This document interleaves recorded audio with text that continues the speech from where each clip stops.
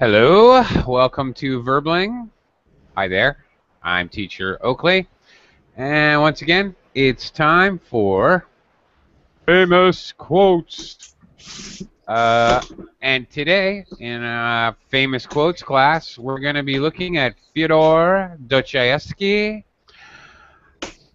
And as usual, we'll check out the quote. We'll clarify any confusing vocabulary, idioms, collocations, etc. And then we'll debate the intention of the author. What did Dostoevsky mean when he said this quote? How do you pronounce? Haha. Okay, I'm glad you asked that so I can go directly to Victor. Yeah, in Japan Take it we say away. Dostoevsky. Well, let's ask a professional speaker, first language speaker. Okay. Victor, help me out here. Teach the class. Dostoevsky. Dostoevsky. Yes. Dostoevsky. Dostoevsky. Dostoevsky. Okay? Yes. Thank you.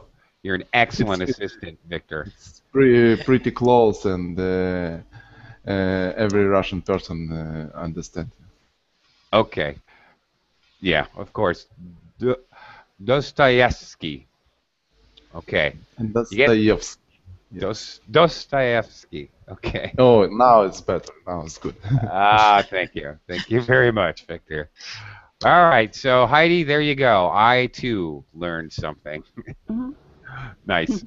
Good question. Great question, in fact. Yeah, maybe you said Dostoevsky or something at all. Dostoevsky, yes. Doch. That's the weird pronunciation that I've heard before. Yeah. And I said it without even thinking. I know it's wrong. It can't be right. I understand that. That's why I immediately asked Victor to help me. Because I knew it was wrong, actually. Is he dead? Yeah. What's that? Is he dead? Is he what? Dead? Dead. Yeah. Who, Victor? No, he's right over there. No. Kidding. Is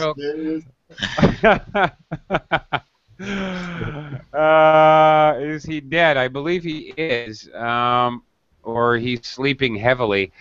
Yeah, he was alive in the 1800s. Let's see here. 1821 to 1881. Yes. Long time ago. Long time ago, yes. Yeah,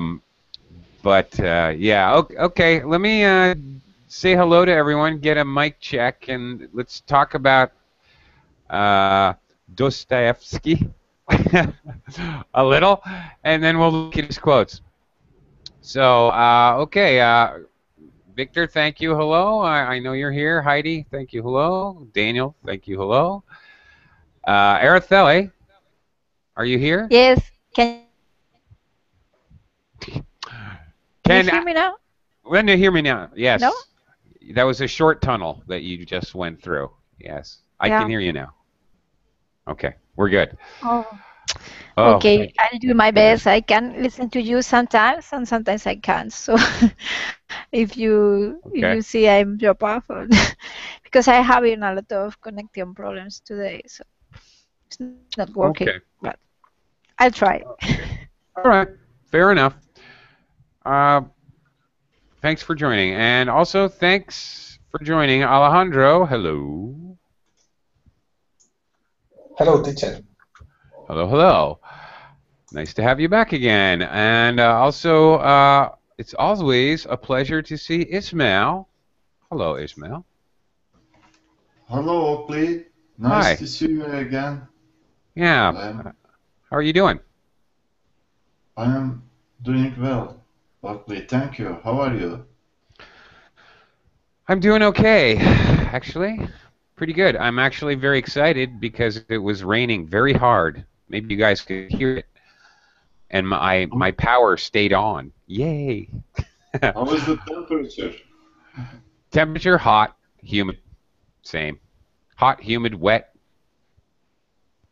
It's Yeah, it's that time of How year. do you survive? Very slowly. Don't move. Exactly. Precisely. You've got it. All right. Hello, Michael again. Nice to have you back in here. Hi, Michael. Hello, Paolo. Hi, hello. Hi, how are you? I'm fine, thank you. Okay, welcome to the class. Hello, Nader. Hi, how are you? Hi, I'm good. Great, and great to have you aboard. Okay, let's talk about somebody whose name is very hard to pronounce for me. Fyodor Dostoevsky. Okay, that's fun. Who is this guy? Heidi, do you know? Yeah, very famous author in Russia. Indeed. Have you ever read any of his works? Yeah, it's a Japanese title. I'm not sure about the American title. Maybe Guilt and Punishment or something. Crime and Punishment. Yeah. Yeah. The student killed an old woman with money lender. Mm-hmm. Then he was arrested. He sent to Siberia somewhere in the prison. But some woman supported him. Then gradually he recovered. Uh-huh. Yeah, and as a matter of fact, Dostoevsky himself was actually sent to Siberia for 4 years. So he knows what he's talking about. Yeah, writing from personal experience. Oh, here comes the rain again. Yeah, okay, very good. Crime and Punishment. Wow, I read that one a long time ago. It is the most important and most famous. Yeah, it is. He has other very famous books. The Idiot, which I've also read. I believe it's on my bookshelf.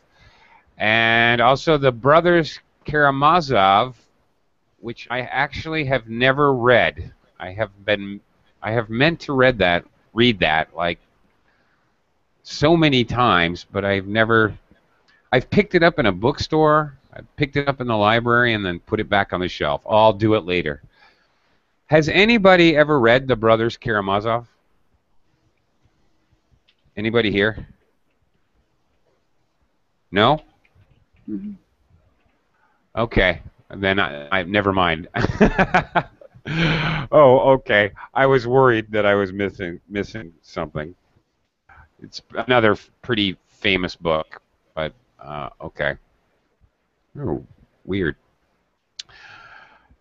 Some weird things happening here. Camera's not working. Double messages. Okay. Okay. The Russian teacher went out. Yeah, I know. Victor, he says he'll be back. I don't even know if there's going to be any room for him. I hope so. I need some help. All right. That's it. You're absolutely correct. These are considered classic novels, definitely classic literature, and he was very much considered to be a philosopher as well as a famous writer. And so we should find his quotes to be somewhat challenging. Let's take a look. When we do famous quotes from philosophers, you know how that can be. Let's give it a shot. Okie dokie. Daniel, can you start us out by reading this first quote? Yeah. Beauty is mysterious as well as terrible. God and devil are fighting there, and the battlefield is the heart of man. Ooh, super deep. Yeah, okay. Ooh, deep thoughts. Okay, wow. Ooh, my head. All right. What do you think of this, Daniel? It's quite sexist, no? Male chauvinist. A little, yeah. Why do you say that? Oh man, I don't know. I think he's just emphasizing in men. Because of maybe part of he's man? mentioning the hurt, yeah. Oh, I don't know. You know, in English we do use man to mean mankind, you know, man in general, human. Of course, in his time, back in the 1800s, of course, that would have been very normal. Maybe. Okay, You might have a point, but yeah. So you can say hurt of human beings, right? Yeah. Okay, that's quite different. That's his meaning. Yeah. Okay. Gotcha. So no, it's not sexist at all. Well, I believe that's his intention, yes. If he's being sexist, I think it's unintentional. What do you think? Let's break it down. Do you think beauty is mysterious as well as terrible? What does he mean? Terrible beauty. Terrible. What would that mean? She has a terrible beauty. What? Or it has a terrible beauty. What has a terrible beauty? A terrible beauty. Maybe a dangerous animal in the wild. I don't know. Okay, very good. There are some. Sure. How do you call them? There is some frogs here, for example, in the jungle. Those are pretty beautiful. Oh yeah. They are so dangerous. So it's a terrible beauty, but that's quite literal. That's quite literal, but I think we could come up with really dozens of such examples. Look at a tornado. It's really quite pretty to look at, but obviously extremely dangerous. You know. Yeah, that's right. Right. Look at Daniel. Look at the Earth from outer space. Very beautiful, but terribly dangerous. Terrible, mysterious, I would say. Oh, very good. Oh, nice. Terrible and mysterious. Yeah, okay. All right.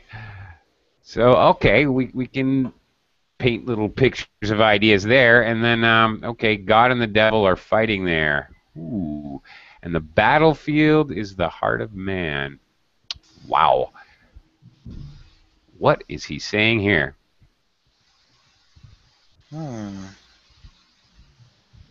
It's talking about the feelings. Yeah. Araceli? Yeah, go ahead, Marcel. That beauty is like a trap, because if a person is beautiful, maybe you feel attracted to that person, but maybe it depends. But I'm not sure, but maybe he's trying to say that sometimes if you just say the beauty of someone and then you don't go inside, and you can be fooled or something like that. I'm not sure. I don't like that meaning very much. It's like you know, pretty girls are bad inside or something like that. I'm not sure. Like a cougar woman, right?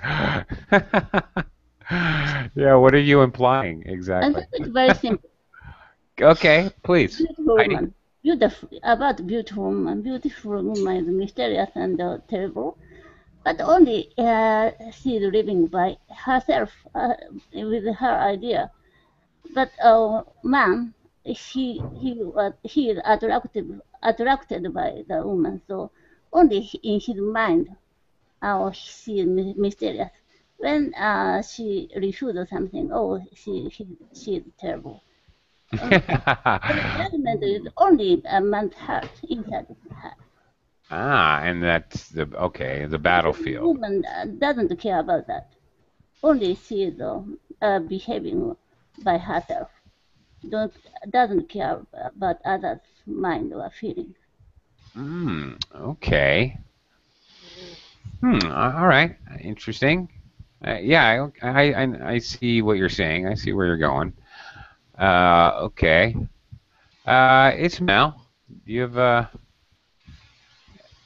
any other ideas about this quote, or can you add anything?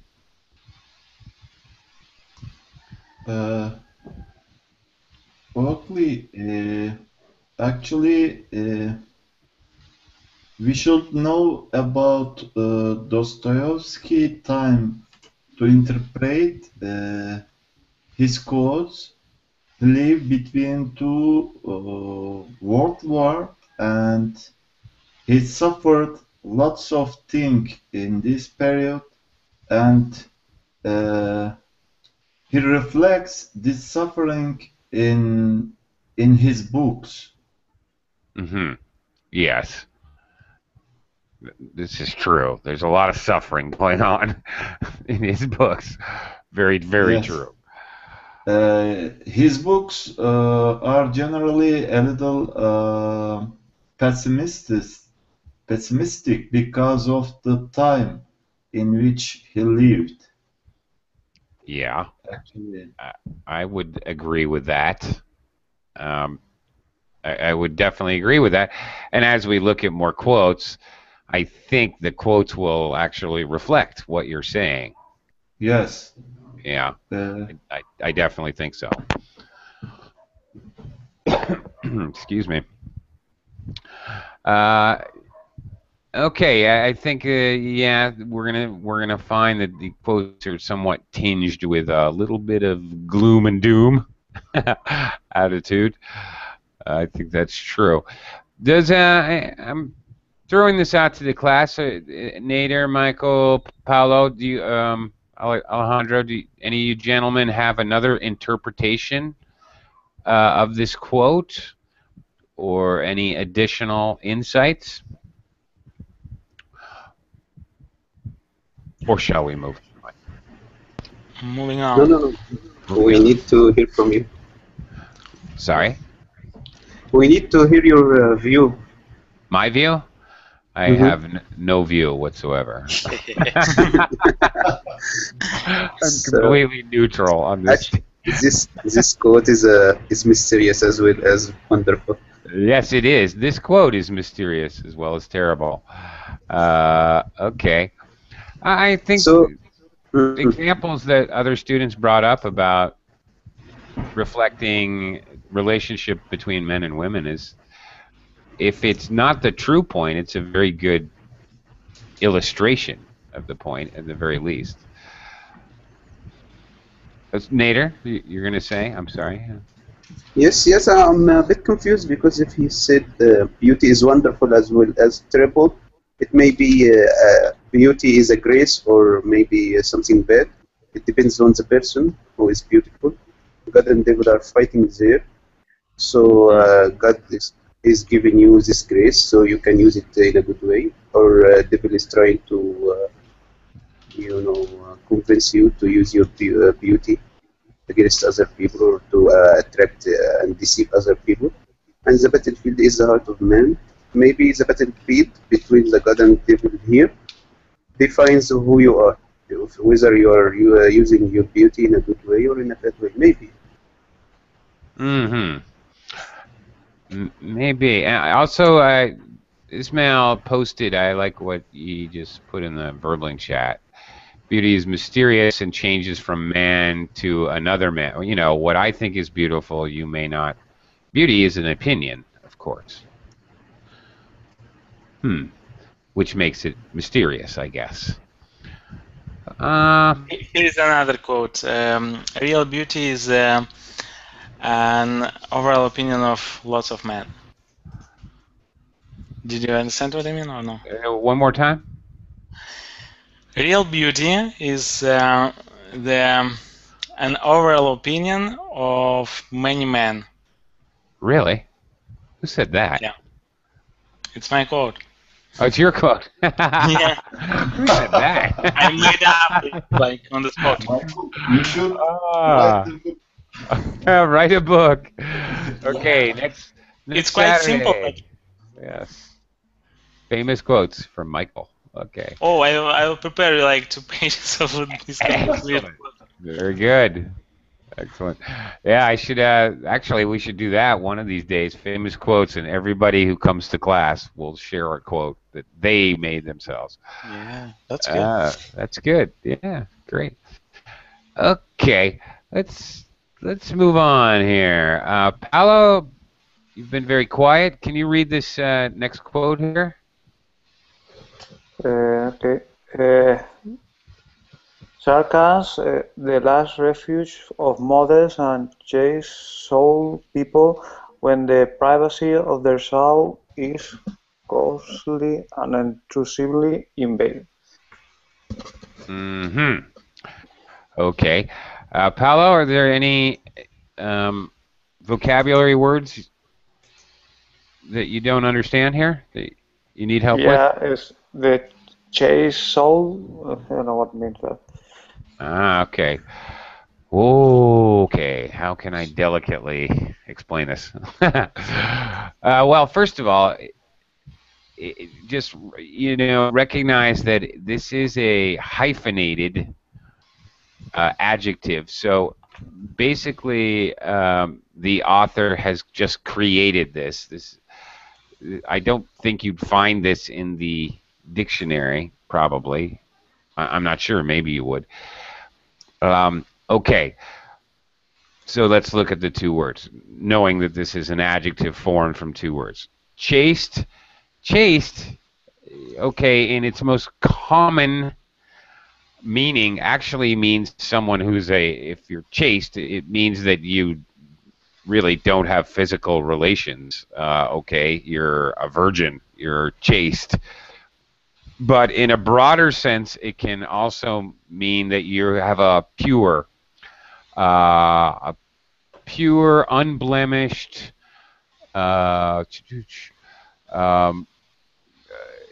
pure heart, pure soul. It has to do with purity. Okay, and unblemished, untarnished, untouched by sin, untouched by evil. Pure and innocence. Chaste is closely associated with innocence. Okay? Mm-hmm. So innocent soul. Okay. The last refuge. This is a common English phrase, a way to phrase something. The last refuge of something. Refuge here means like hiding place. Okay, the last possible place, usually to hide from something or to defend from something. All right. Okay. Wow. Paolo, what do you think of this? I feel that it's like, when maybe people is ask or something that they don't have, they don't want to share his ideas or something, or they use the irony or sarcasm for, like they change the conversation to another direction, or I don't know. Okay. Maybe you ask someone a really personal question and he's not gonna be, he's gonna answer in another way for not talk about the himself or something. Ah, okay. I like that. All right. That's okay. That's looking at it very directly and specifically, but it completely makes sense now that you say that. I wasn't kind of looking at it that way. Thanks, Paolo. That's a very, very good and very direct interpretation. Sorry, what's coarsely? Coarsely. Well, okay. More concretely, more physically, if something is coarse, it is rough, like sandpaper. Well, like sand. Or like a cat's tongue is coarse. All right, it's very rough. Okay. So, if coarsely, the adverb, means done kind of roughly, rudely. If someone is very coarse, we often use coarse for coarse language is a common collocation in English. He uses very coarse language, very crude, uneducated, full of curse words would be coarse language. So something that's coarse is done roughly and not smoothly and sort of an element of violently. Okay. Okay, the privacy of their souls coarsely, intrusively invaded, meaning, with no regard for the person's soul, for example.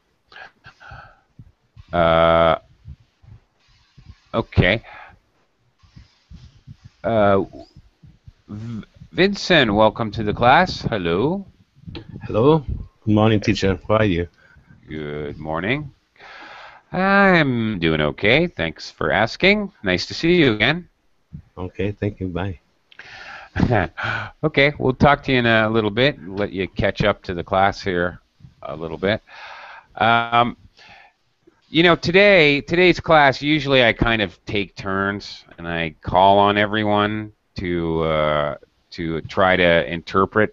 But since we're dealing with some very heavy material today and it's very philosophical, I don't want to, pressure you guys into having to come up with some kind of a explanation. So I'm going to do a lot more wide open throwing it out to the class today, okay? Let you guys comment if you want to, and if you don't, then somebody has to read it, of course, but Okay. Michael? What's when the privacy of their soul invaded? How would you invade the privacy of soul? That's a good question. Okay, well, and that's a really hard question because you're kind of forcing me to define the soul. Ooh, boy. And, humans have been trying to do that for about 100,000 years, so you're putting a lot of pressure on me. You're specialized. Yeah. Someone get hurt from other behavior or what? Yes. Thank you, Heidi. To keep it simple, right. Somebody might be hurt, their feelings, their innermost emotional security could be hurt, and I think that's, thank you, Heidi, for bailing me out. Modest and soul, the people can't say directly his feeling. And then only they can do is kind of sarcastic things. It's okay. Okay. Like that. It's okay. All right. But actually, it's a problem for him. Okay. Do you guys, question for everyone, do you think sarcasm is passive-aggressive behavior? Do you guys know, have you ever heard of passive-aggressive? Yeah. Yep. I think it's very aggressive. Yes, it's like behavior that you're not aggressive in a direct way, but you are like some kind of in indirect way. Yeah, that's right. Great. Do you think? I think. Go ahead. Yeah, I think sarcasm is even more aggressive than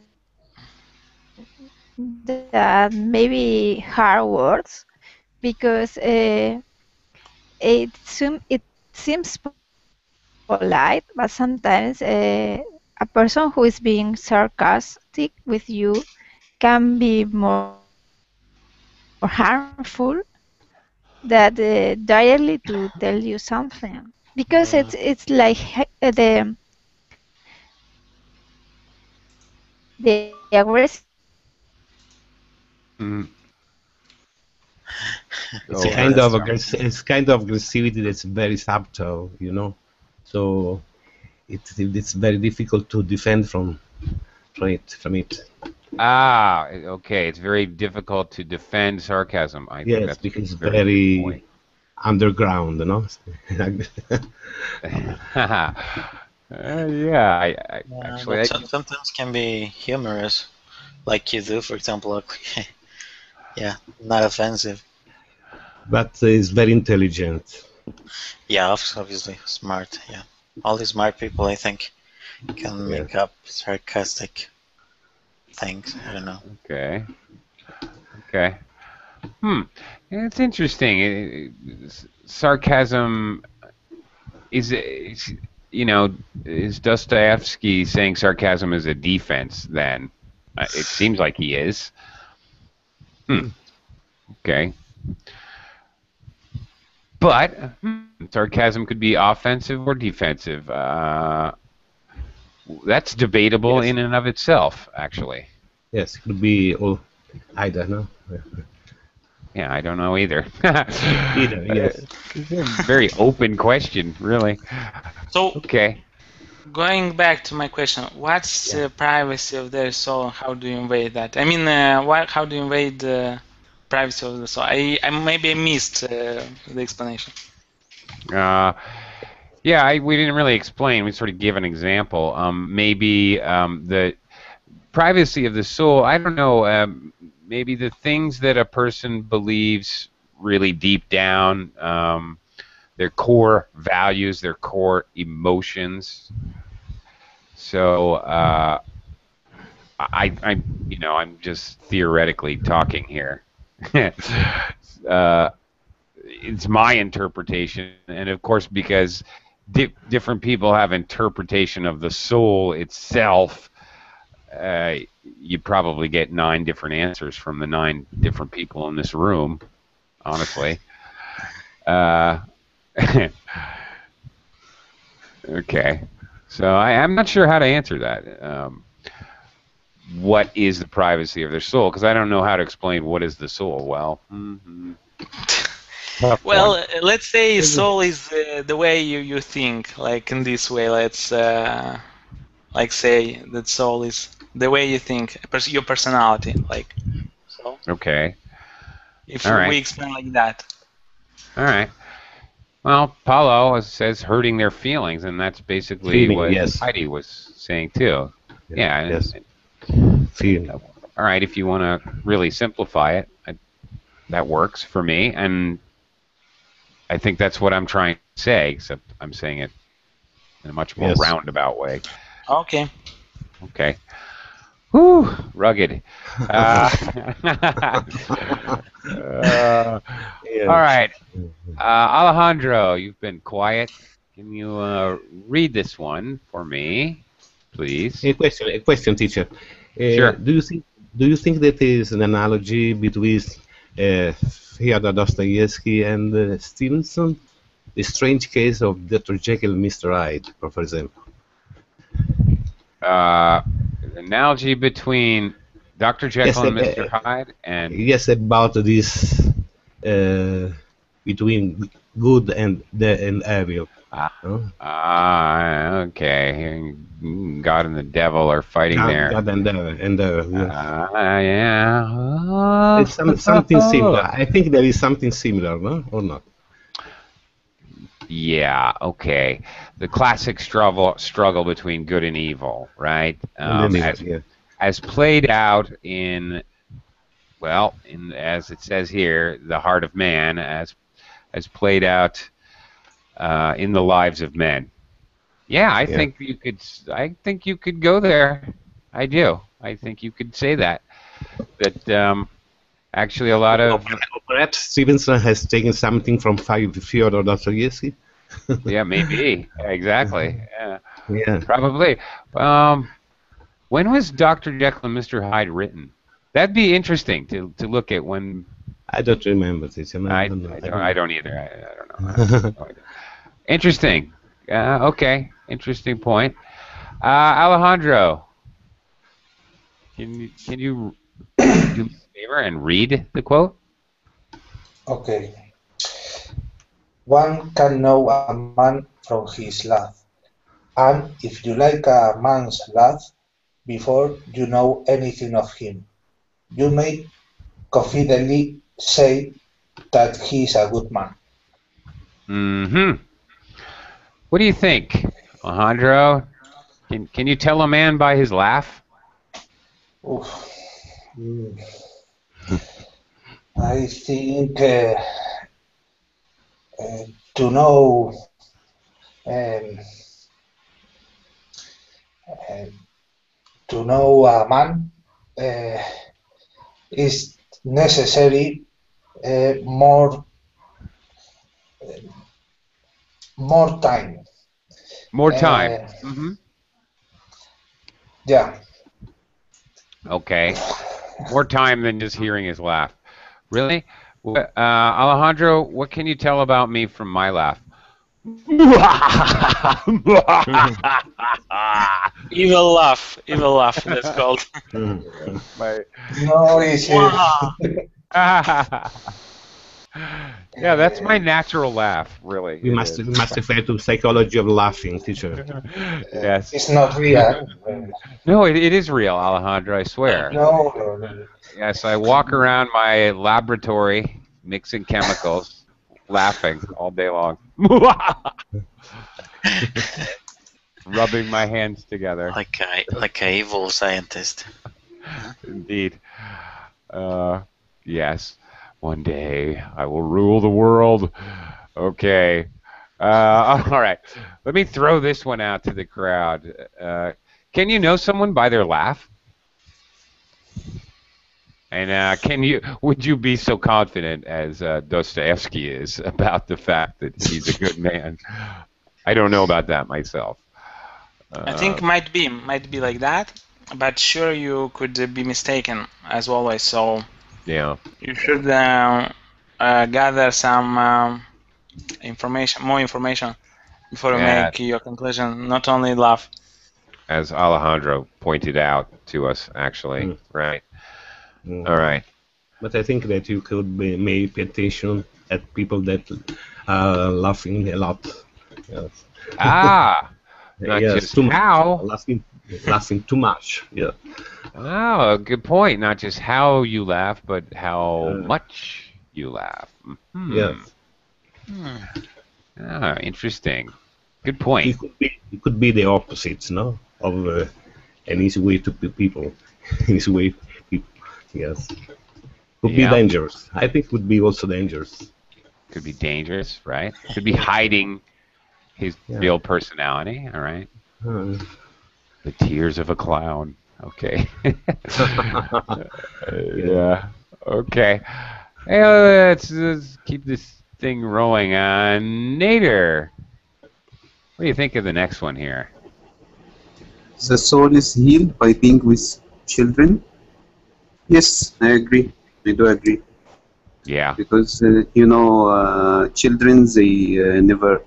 They are what they are. You might sit with grown-up people, and you never know how they think about you, and they may tell you something and think about the opposite.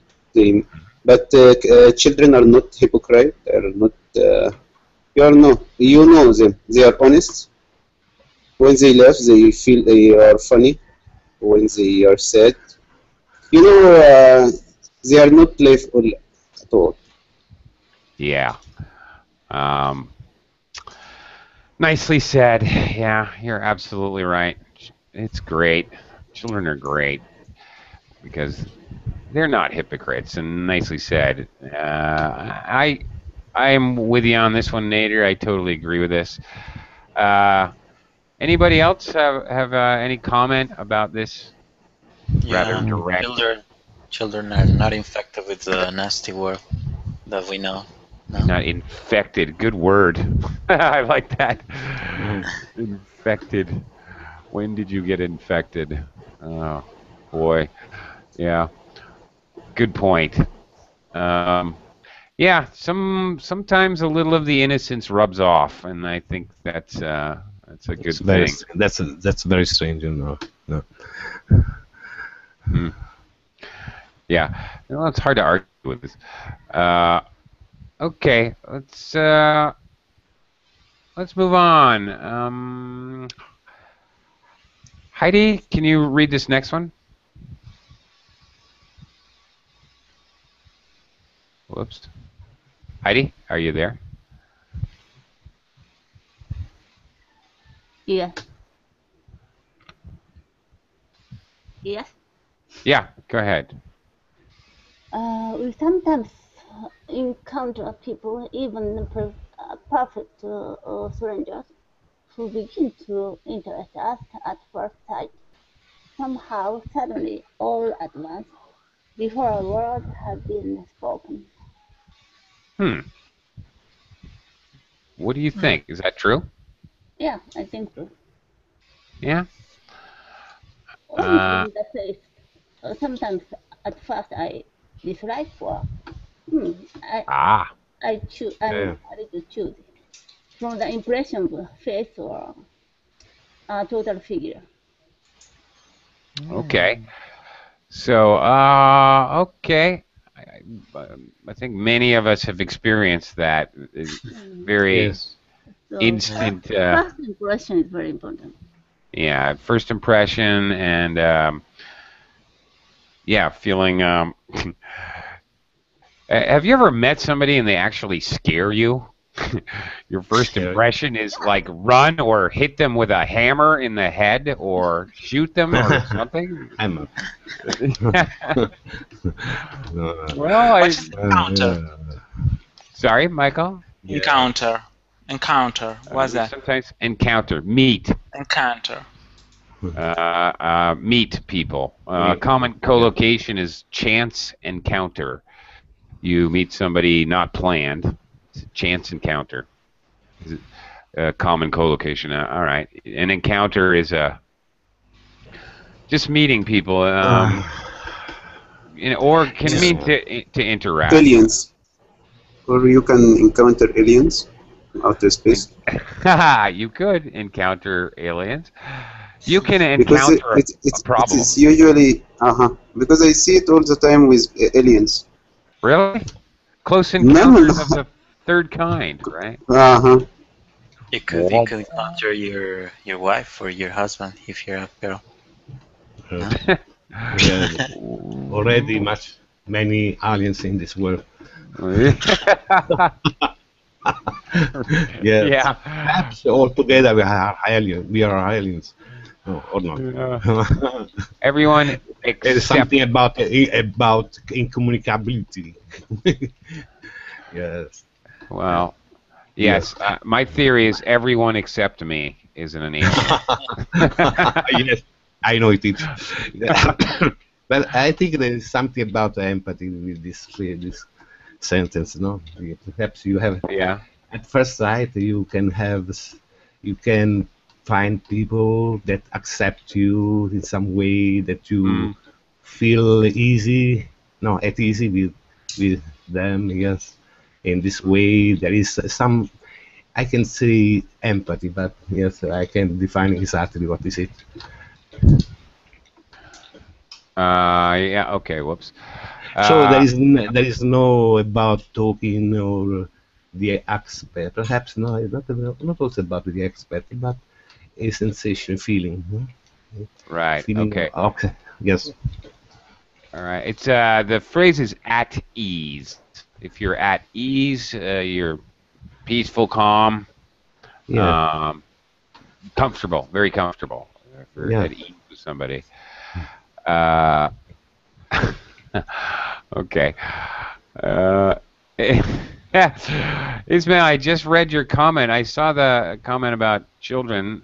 Yeah, but I didn't say anything. But I just now saw Ismail's comment about you should be afraid of someone whose belly doesn't move when he laughs. Belly. Really, Ismail? Could you elaborate on that? Yes, Hockley. I have many experience. Really? You should trust this quote. Really? Okay. Okay. My whole body moves when I laugh. Is that a good thing? Yeah. Okay. Yes, it's very useful in order to go to the bathroom. Yes, teacher. Okay. Fair enough. Okay, let's move on. Oh, got a few more here. Oh, the next one. I really like this one, actually. Okay. Ismail. Actually, could you read this one? Yes. To love someone means to see him as God intended him. Aha. Wow. What do you think of that? What do you think of that, Ismail? Yes, Oakley. Yeah. All right. Can you explain as God intended him? Yeah. Okay. So, do you think that he's saying that you know, if you love someone, even though they're flawed, we're all flawed, by the way, and you still love them completely, then, well, that's the way they're supposed to be. I don't know. Does that sound Yes, reasonable? Oakley. Yeah. If we love someone, we can close our eyes and we cannot see her faults. For example, if we fell in love somebody, we generally cannot see her faults, and we can after a while we can accept her as God intended. Yes. And personally, Ismail, I'm very thankful that that people can fall in love and be blind to others' faults. Otherwise, no one would love me at all. When you finally love people, yes, it's possible. I'm lucky. Do you have too many experience, Oakley, about this? Have you never fallen in love, teacher? Oh yeah, at least once a week, Vincent. Yes. Only women are same in everywhere, I think. Yeah. Okay. All right. Okay. Anybody else have a comment about this quote? Does anybody else particularly like this quote or not like it? As God intended him? What does that mean? Well, okay, Michael. As soon as you can figure out God's intentions, you let me know, and we'll both know. But if you explain, I do not presume to make a guess here. I won't even go there. Sorry, I refuse to answer that. No, seriously, I don't understand. Seriously. You accept him as potential God. Well, no, but perhaps you know the thinking of God. Yeah, I do not. So, teacher, do not. Yes. When you love someone, you see his flaws, you accept his flaws, or you love his flaws? That's a $10 question right there. That's a very good question. Yeah, that's a very good question. What is he saying? Is he saying that you don't see the flaws, or you see the flaws and you ignore them, or that you see them and love them anyway? I think it's the latter, but that's totally my opinion. I think that's open for interpretation. What do you think, Nader? I accept his flaws. Yes, that's what I think. Even when I see someone, no, I don't love his flaws, but even when I am in love, I see the flaws, but I accept them. To be honest, I don't like them, but I accept them. Right. Yes. I think that's the best we can do, really. Yes. But it's not as God intended it, but it's like you intend the people. Okay. Well, to get back to what Michael was asking, not to belittle his question. The implication or I guess you could infer, for example, that God intended us all to be flawed. What's that flawed? Would be flawed. Flawed. Let me write it in the chat. Flawed is to have a flaw, to have something wrong. Not perfect. Not perfect. Exactly. Not something that's not perfect, even if it's slightly not perfect, is flawed. So nobody's perfect, as the saying goes. Okay. Okay. Well, interesting. Okay, we're almost out of time. Okay. All right, I'm gonna skip that one because that one's. Let's look at this one. I kind of like this. Let's see. No. 1 minute before you move. You want this one? Because this one. Yeah. So if there is no God, everything is permitted. I always thought like this, but I saw those people who do not believe in God, but they are. I guess conscience here plays a very good role, because some communities, they don't believe in God, but they are still doing good things. For what, I don't know. Maybe because they have a weak conscience or something like this. Because this thing always amazed me. God is not only God. It's kind of belief. It's symbol. He used God as a symbol.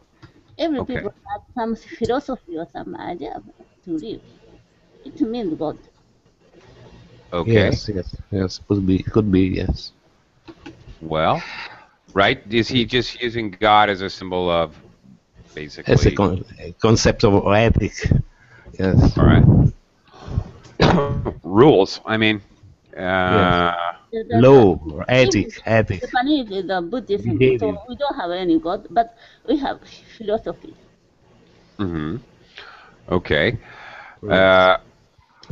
Right. Well. So okay, God is being used as a symbol. Is it being for ethics, for laws? What about even natural laws? If there's no gravity, then we'd all be flying all over the place.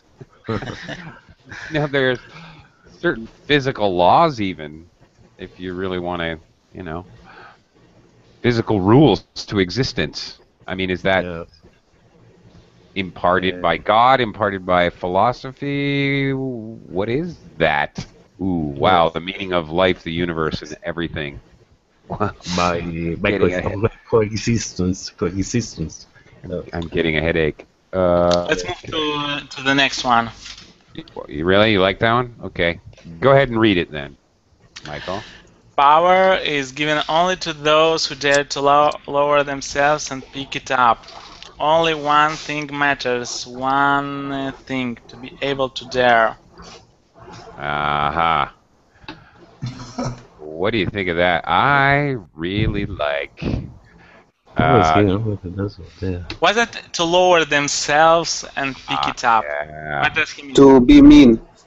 Yeah. To be very mean. To go there. To be humble, perhaps. No, I don't think so. I think to be very mean, to be there. So you lie, to cheat, be very mean. steal. Like this. Yes. What exactly? A low person lies, he cheats, he steals. All of those things. And in English we say, oh, he's such a low person. Oh, he's lower than a snake's belly. Okay, there's an idiom for you. All right, if I say he's lower than a snake's belly, I'm saying that he's a liar, a cheat, a thief, somebody that can never be trusted. And I agree with Nader. I think that's what he's saying here, which I think is somewhat ironic, because usually we think of power as kind of up. You reach up for power. You climb the ladder. Okay. You strive to go up the corporate ladder. You reach up for power. I really enjoy that he even uses who dare, and not who dare to climb the highest mountains, but who dare to lower themselves. I really like that. It's ironic in my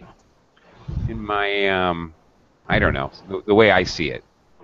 Ironic, excuse me, but in this, the meaning of this sentence is that something ironic. So it's not good to have power in it, substantially, or not. It's not good to have power because power is given to this person, these people, or not.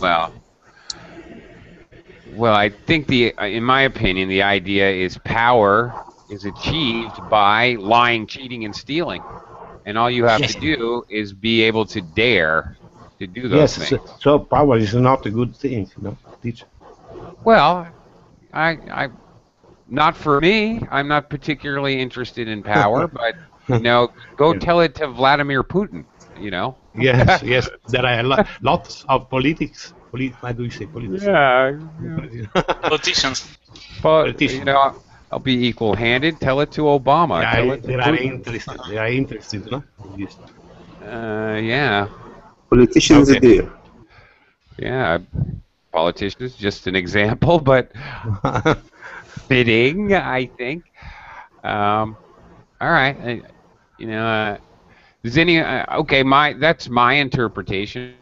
Does anybody strongly agree or disagree with me? I don't know everything, just most things. Very humble. Always.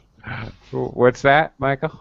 Not necessarily like he says. There are exceptions. You shouldn't put all in one spoon and eat that, what you see. Put all in one spoon. Yes. Today divide everything. Very good. Okay. That's a very good point, Michael. You make a very solid point. You cannot say that all that people in power, they all lowered themselves and picked them. If you have this attitude, you'll be always lowered yourself. Yeah, if you notice, many of Dostoevsky's quotes here are very absolute, which is very non-academic. Non-academic, yeah, and not really normal for philosophers. Everything says everything. Only one thing. If you are not with me, you are against me. Right, there you go. He's very, very polarized in his views. I mean, black and white, negative, positive. That's a good point. Very good point, and I'll leave you with that. And everyone, go out and read a Russian novel tonight for homework. Just kidding. I'll be back later, guys. I still have like 3 more classes today, so maybe I'll see some of you later. And for the rest of you, good night if it's that time.